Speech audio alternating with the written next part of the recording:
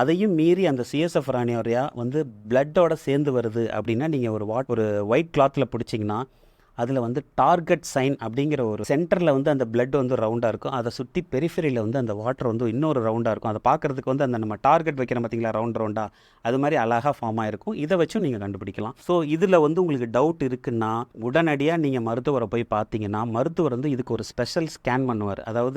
அதாவது சிடி சிஸ்டோனோகிராஃபி அப்படின்னு சொல்லுவோம். அந்த சிடி சிஸ்டோனோகிராஃபினா என்னென்னா, முதுகு வழியாக இன்ஜெக்ஷன் போட்டு அந்த இன்ஜெக்ஷனில் வந்து கான்ட்ராஸ்ட் நம்ம போட்டோம்னா அந்த சிஎஸ்எஃப் வந்து ஃப்ளோ ஆகும்போது அந்த எந்த இடத்துல டிஃபெக்ட் இருக்கோ அந்த டிஃபெக்ட் வழியாக அந்த சிஎஸ்எஃப் ஃப்ளோ ஆகி அது வந்து டிஃபெக்ட் வழியாக வரும்போது அந்த டிஃபெக்டை நம்ம ஈஸியாக கண்டுபிடிக்கலாம். இதுக்கு வந்து சிடி சிஸ்டோனோகிராம் அப்படின்னு சொல்லுவாங்க. இது வந்து மருத்துவரோட ரெஃபரன்ஸ் இல்லாமல் நீங்கள் பண்ண முடியாது. ஏன்னா ரேடியாலஜிஸ்ட், அதாவது ஸ்கேன் டாக்டர் தான் இதை பண்ணுவாங்க. கண்டிப்பாக நீங்கள் ஒரு நரம்பு டாக்டர்கிட்ட போய் இந்த ஸ்கேனை எழுதி வாங்கிட்டு போய் பண்ணி இந்த மாதிரி உங்களுக்கு லீக் இருக்கா அப்படிங்கிறத கண்டுபிடிச்சோம்னா